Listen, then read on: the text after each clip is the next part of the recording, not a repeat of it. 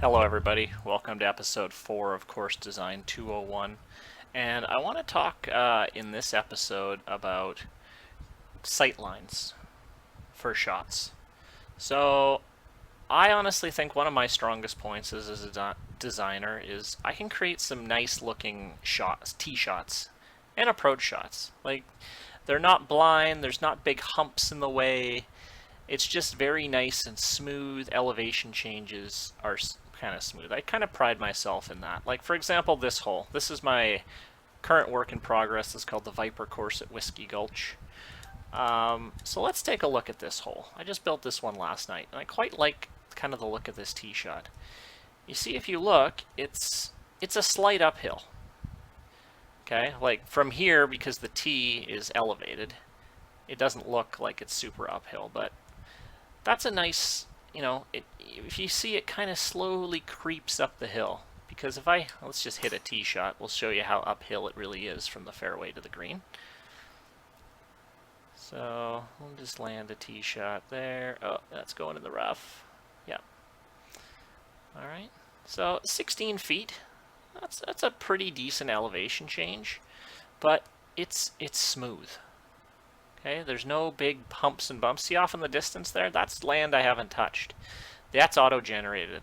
There's humps and bumps everywhere. So I want to talk about kind of how I make those smooth elevation changes.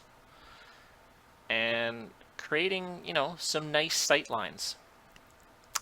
Let's talk about that first. Like, I want every shot to look really good. Now, that can be hard to do.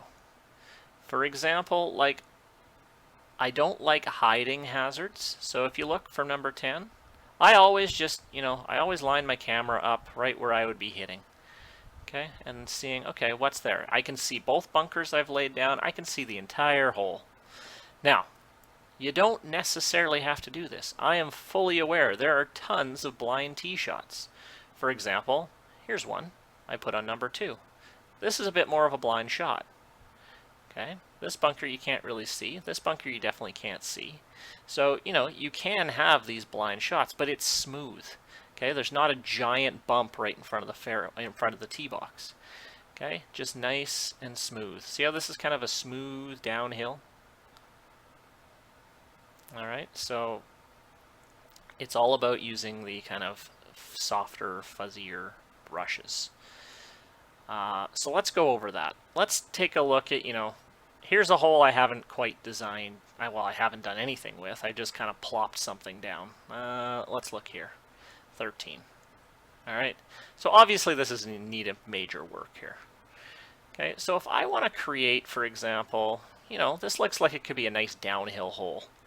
Okay. But right now you don't want here and then a huge drop down. Like, I don't want my second shot.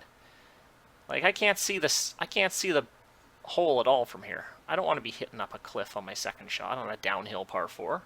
So let's smooth that out. Now, when I smooth it out, I'm going to use the soft brushes.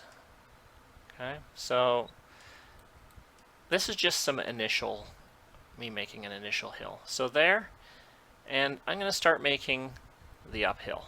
Okay, so I just go forward a bit, flatten, go forward a bit more, flatten, go forward a bit more, flatten, and I repeat. I don't go too far at one. Now, if this is actually this is too steep still. So let's try to, there, that's even, I think I'm using the wrong brush here. Let's try that again. There we go. All right, so I'm just going up a little bit. See how the land's just rising just a touch? Once it starts moving up just a little bit, click it. And then up a little more. And then up a little more. Okay, so now I've created kind of a nice gentle slope. It's not quite there yet, but it's much more of a downhill. Okay, now I'd probably, if I want a downhill shot, I'd want to raise this up. So let's raise that up. And again, still, I want to make a downhill shot, but if I land it here, that's that big hump we want to get rid of. So let's work on flattening it a little bit more. So again, it's just kind of just very slight adjustments. See that? I went a little bit too far. You don't want to go too far. So you can use the raise tool to help you out a bit here too, just with some finer touches, but see, I'm not quite there yet. See right here, there's a crest. So, you know, we can do a couple things here. Ultimately, I want to see the green, but I want it to be a downhill shot. So that could require a few things. Maybe I need to raise the green up a little bit. And again, I'm just using the soft brush. Okay. Okay, maybe I need to flatten this a little bit more. I might actually go into the raise tool a little bit more here too. Alright, so it's just kind of creating, I'm alternating between flatten and smooth. Okay, so it's not there yet, but see how we've started creating just a really nice gentle downhill? That's going to require just a little bit more. Now I'm going the other way, I'm creating a downhill. There we go. There. So now we've created a downhill, and I can see my green, which is obviously going to be bigger, but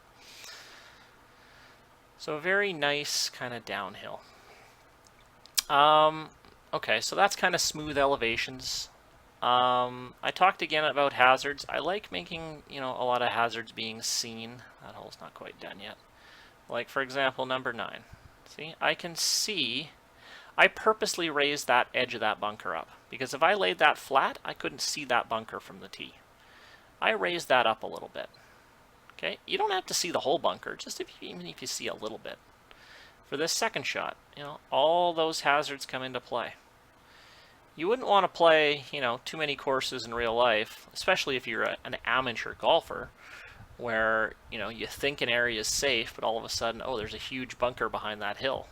Like, I don't know, you don't see that a ton. Maybe when the pros play, but I don't know. I just think it's a little less realistic. But again, just my opinion. And I'm not saying blind tee shots are bad. If you execute them properly, they're awesome. But, you know, if you just have a big hump in front of the tee box, that's not quite the greatest. Okay. So, yeah, try it out. Again, use the soft little fuzzy brush and just really tiny little movements. And that'll start helping you create these kind of very nice, gentle uphill and downhill slopes. Try it out.